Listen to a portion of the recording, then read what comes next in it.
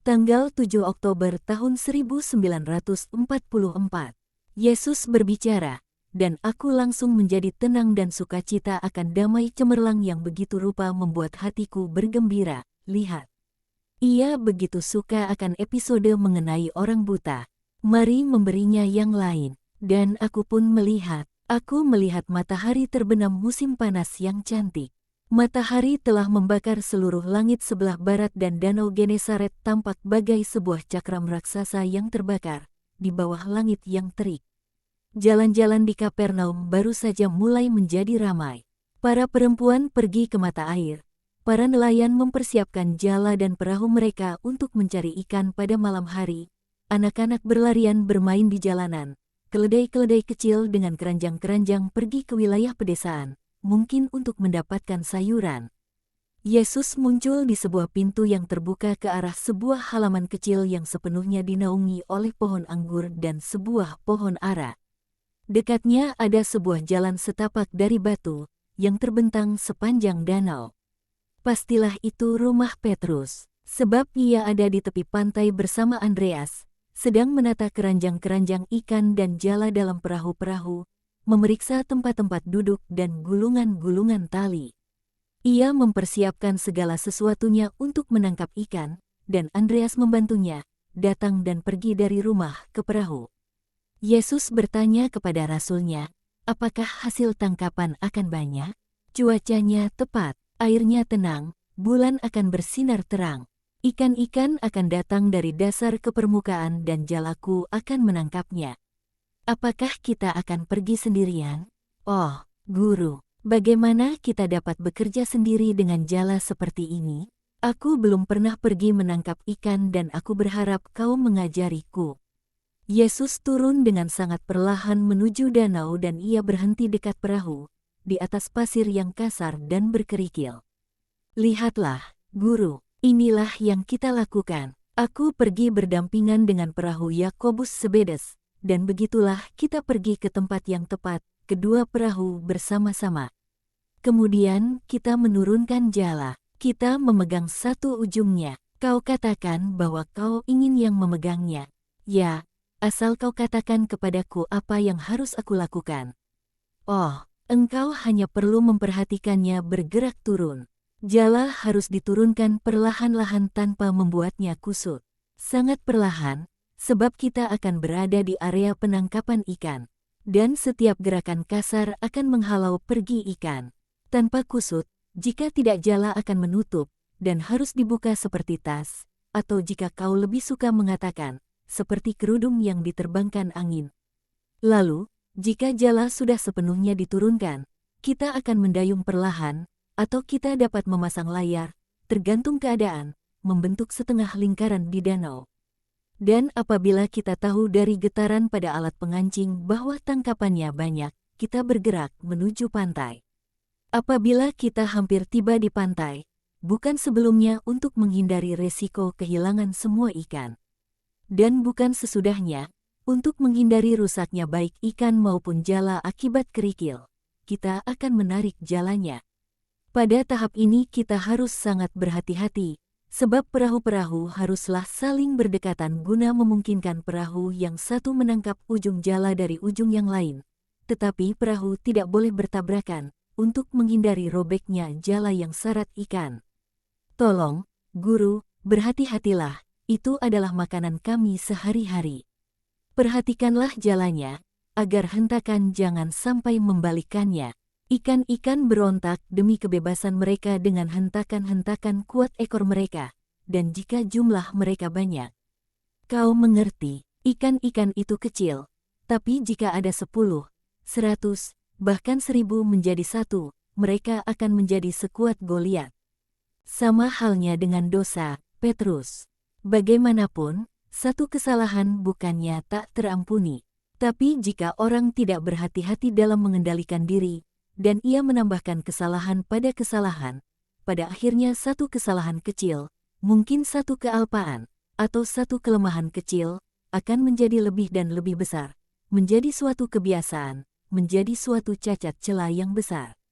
Terkadang orang mulai dengan suatu pandangan birahi dan berakhir dengan melakukan perzinahan. Terkadang, sekedar kurang kasih ketika berbicara kepada seorang saudara. Orang sampai pada melakukan kekerasan pada sesama. Jangan pernah membiarkan kesalahan meningkat dalam keseriusan dan dalam jumlah, jika kau ingin menghindari masalah. Kesalahan menjadi berbahaya dan menguasai seperti ular jahanam sendiri, dan akan menyeretmu masuk ke dalam Gehenna, sama dengan lembah di sebelah selatan Yerusalem yang terkenal akan kurban berhala di mana anak-anak dibakar dalam api. Apa yang kau katakan benar, Guru. Tetapi kami sangat lemah. Kepedulian dan doa dibutuhkan untuk menjadi kuat dan mendapatkan pertolongan. Bersama dengan kehendak yang kuat untuk tidak berdosa.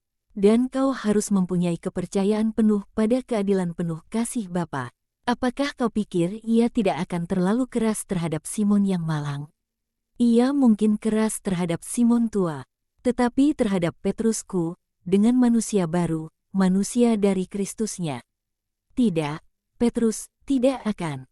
Ia mengasihimu dan akan selalu mengasihimu.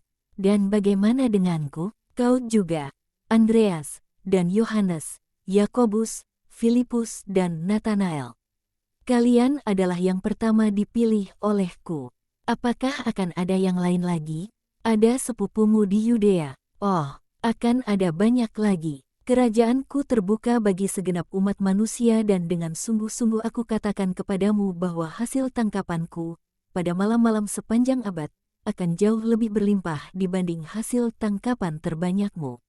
Sebab 1 abad adalah 1 malam di mana bukan terang murni Orion ataupun terang bulan bahari yang akan menjadi pembimbing dan terang umat manusia, melainkan sabda Kristus dan rahmat yang akan ia anugerahkan, suatu malam yang akan menjadi fajar suatu hari yang tanpa matahari terbenam dan suatu hari terang di mana segenap umat beriman akan hidup, dan akan menjadi fajar dari suatu terang matahari yang akan menjadikan mereka semua yang terpilih bercahaya, indah, bahagia untuk selamanya.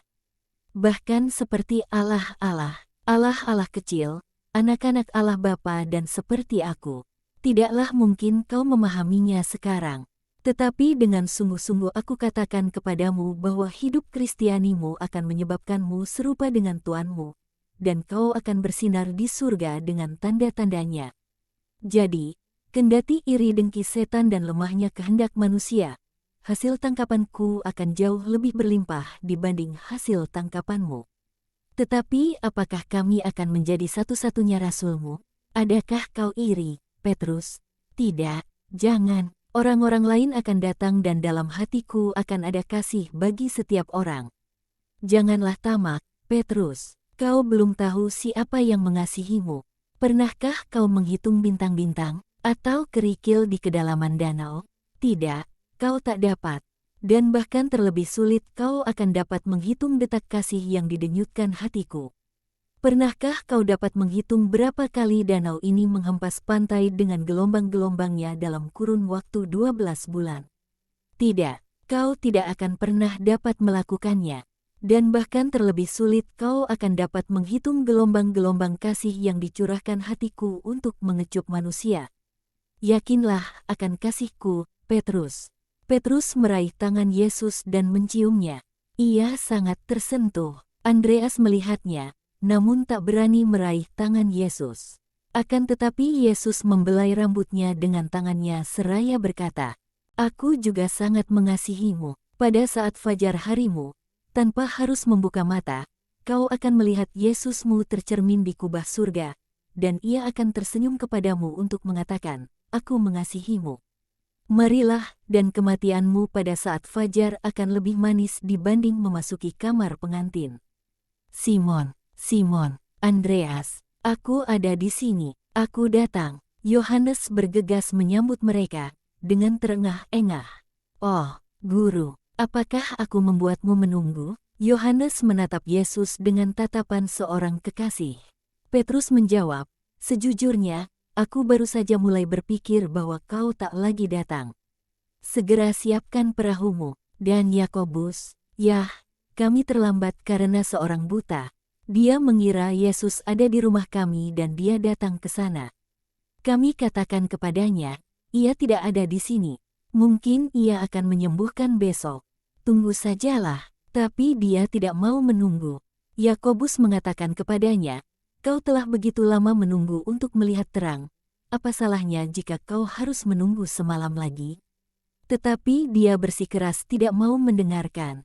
"Yohanes, andai kau yang buta, adakah kau akan antusias untuk melihat ibumu?"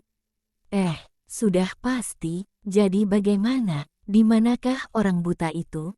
Dia datang bersama Yakobus. Dia memegangi mantolnya dan tak mau melepaskannya. Tapi dia sangat lambat sebab pantai penuh bebatuan, dan dia tersandung jatuh. "Guru, apakah kau mau memaafkan aku karena berkeras hati?" "Ya, aku maafkan.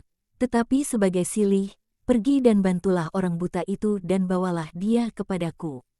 Yohanes segera berlari. Petrus menggelengkan kepala, tetapi tidak mengatakan apa-apa. Ia melihat langit yang menjadi biru setelah berwarna tembaga. Ia melihat danau dan perahu-perahu lain yang telah berangkat menangkap ikan dan ia menghela napas. "Simon, Guru, jangan khawatir, kau akan memperoleh hasil tangkapan yang banyak, bahkan meski kau adalah yang terakhir berangkat. Juga saat ini, setiap kali kau bermurah hati, Allah akan menganugerahimu rahmat berlimpah." Ini si buta. Orang buta itu maju ke depan dengan diapit oleh Yakobus dan Yohanes. Dia memegang sebuah tongkat bantu jalan di tangannya, tetapi saat itu tak digunakannya. Dia berjalan lebih baik, dengan ditopang oleh kedua orang. "Ini, sobat, guru ada di hadapanmu." Orang buta itu berlutut, "Tuhanku, kasihanilah aku. Apakah kau ingin melihat? Berdirilah." "Berapa lama kau buta?" Keempat murid bergerombol sekeliling dua yang lainnya. 7 tahun, Tuhan. Sebelumnya, aku dapat melihat dengan baik. Dan aku bekerja. Aku seorang pandai besi di Kaisarea di laut. Usahaku lumayan. Pelabuhan, perdagangan yang baik. Mereka selalu membutuhkanku untuk satu dan lain pekerjaan. Tetapi ketika sedang menempa sepotong besi untuk membuat sebuah jangkar, dan engkau dapat bayangkan betapa panas membaranya agar dapat lentur, suatu serpihan memercik dan membakar mataku. Mataku sudah sakit karena panasnya tempaan. Aku kehilangan mata yang terluka, dan juga mata yang satunya menjadi buta sesudah 3 bulan. Aku sudah menghabiskan seluruh tabunganku, dan sekarang aku hidup dari belas kasihan. Apakah kau hidup sendiri? Aku menikah dan mempunyai 3 orang anak kecil. Aku bahkan belum pernah melihat wajah yang seorang, dan aku punya seorang ibu yang sudah lanjut usia. Meski begitu dia dan istriku bekerja demi mendapatkan sedikit roti, dan dengan apa yang mereka dapatkan dan sedekah yang aku bawa pulang, kami bisa bertahan dari kelaparan. Andai aku sembuh, aku akan kembali bekerja. Yang aku minta hanyalah dapat bekerja seperti seorang Israel yang baik dan dengan demikian dapat menghidupi mereka yang aku kasihi. Dan kau datang kepadaku, siapa yang memberitahumu, seorang kusta yang kau sembuhkan di kaki Gunung Tabor, ketika engkau kembali ke danau sesudah khotbahmu yang indah? Apa yang dikatakannya kepadamu? Bahwa engkau dapat melakukan segalanya, bahwa kau adalah kesehatan bagi tubuh dan jiwa, bahwa kau adalah terang bagi jiwa dan tubuh, sebab kau adalah terang Allah. Dia, meski seorang kusta, berani berbaur dengan orang banyak, dengan resiko dirajam, sepenuhnya terbungkus dalam mantolnya, sebab ia telah melihatmu lewat dalam perjalanan ke gunung, dan wajahmu telah menyalakan harapan dalam hatinya. Dia mengatakan kepadaku, aku melihat sesuatu dalam wajah itu yang berbisik kepadaku, ada kesehatan di sana. Pergilah, dan aku pun pergi. Kemudian dia mengulang khotbahmu kepadaku dan memberitahuku bahwa kau menyembuhkannya, menyentuhnya dengan tanganmu, tanpa rasa jijik. Ia sedang dalam perjalanan pulang dari imam sesudah pentahirannya. Aku mengenalnya. Aku melakukan suatu pekerjaan untuknya semasa ia memiliki sebuah toko di Kaisarea. Aku datang, mencarimu di setiap kota dan desa. Sekarang aku telah menemukanmu, berbelas kasihanlah kepadaku. Marilah, terang masih terlalu benderang untuk orang yang keluar dari kegelapan. Jadi, apakah engkau akan menyembuhkanku? Yesus membawanya ke rumah Petrus, Dalam temaram cahaya kebun sayur mayur dan buah-buahan, ia menempatkannya di depannya sendiri, dalam posisi begitu rupa sehingga matanya yang sembuh tidak melihat, sebagai penglihatannya yang pertama, danau yang masih berkilauan dalam cahaya. Laki-laki itu tampak seperti seorang kanak-kanak yang sangat taat, ia patuh tanpa mengajukan pertanyaan. "Bapa, terangmu bagi putramu ini." Yesus telah mengulurkan kedua tangannya di atas kepala laki-laki yang berlutut itu. Ia tetap dalam sikap itu untuk sementara waktu. Ia lalu membasahi ujung-ujung jemarinya dengan ludah dan dengan tangan kanannya ia menyentuh lembut kedua mata yang terbuka, namun tidak melihat. Sesaat, lalu orang itu mengejapkan matanya, menggosok-gosok kelopak matanya seolah ia baru bangun dari tidur, dan matanya kabur. "Apakah yang kau lihat? Oh, Allah yang kekal, aku pikir, oh, bahwa aku bisa melihat. Aku melihat mantolmu, warnanya merah, bukan? Dan tangan yang putih, dan ikat pinggang wol. Oh, Yesus yang baik, aku bisa melihat lebih dan lebih baik, semakin aku terbiasa melihat. Ada rumput di tanah, dan itu pasti sebuah sumur, dan ada pohon anggur. Berdirilah, sahabatku." Laki-laki yang menangis dan tertawa itu berdiri, dan setelah sejenak ragu-ragu antara hormat dan ingin, ia mengangkat wajahnya dan beradu mata dengan Yesus. Yesus tersenyum penuh cinta belas kasihan. "Sungguh suatu yang indah, pulih dari penglihatanmu dan melihat wajah itu sebagai hal pertama yang dilihat." Laki-laki itu memekik girang dan merentangkan kedua tangannya.